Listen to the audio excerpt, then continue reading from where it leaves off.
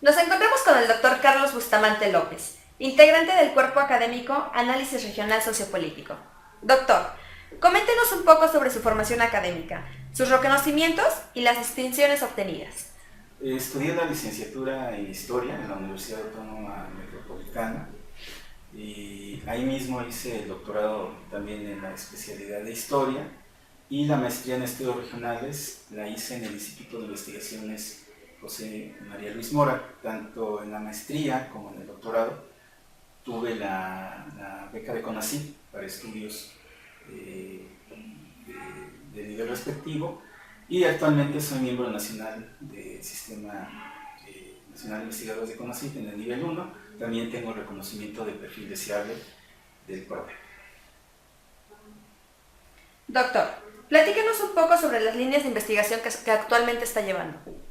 Bueno, básicamente en los últimos años he realizado dos acercamientos, digamos, paralelos a la realidad tlaxcalteca desde el punto de vista histórico. Mis investigaciones han girado en torno a las cuestiones de la historia regional y política, básicamente a fines del periodo colonial, en las primeras décadas del siglo XIX, y también he incursionado en el siglo XIX básicamente a fines, durante el gobierno de Próspero Caguanci en Tlaxcala, ¿no? y empezando también, digamos, los albores del siglo XX.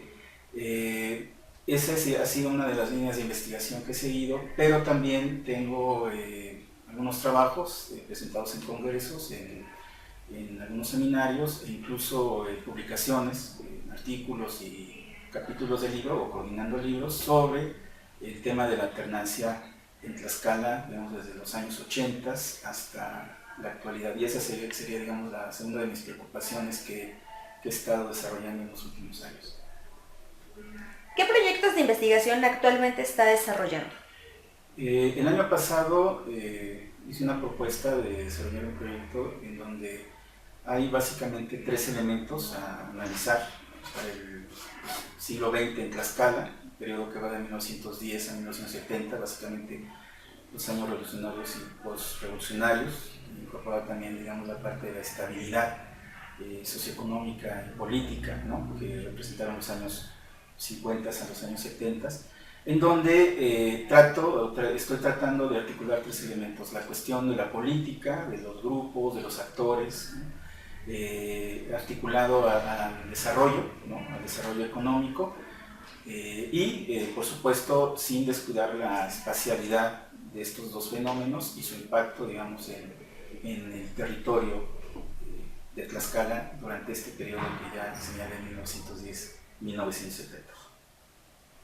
A lo largo de su formación, ¿cuáles han sido sus publicaciones más relevantes?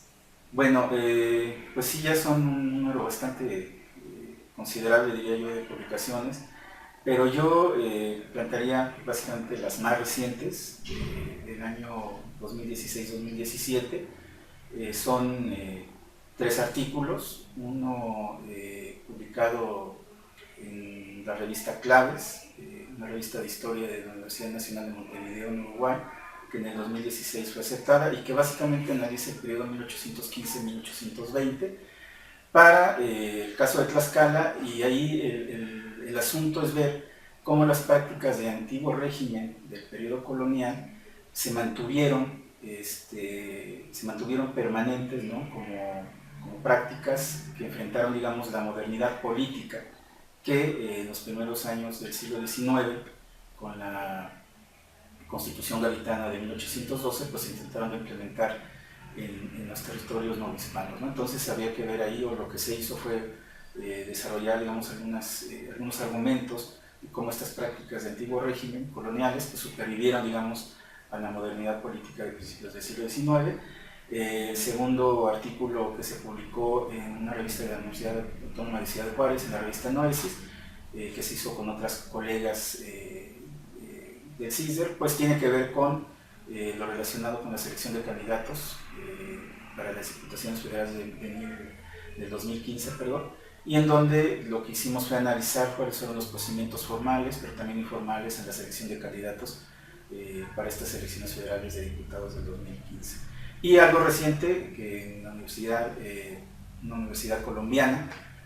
Fue aceptado un trabajo mío donde hago un análisis, digamos, de la corrupción histórica y contemporánea en el México, en donde se hace una revisión historiográfica, pero también se plantean, digamos, algunas reflexiones sobre el fenómeno de la corrupción en el país y sobre todo pensando, digamos, en términos de sus orígenes que están obviamente rastreados desde el periodo colonial.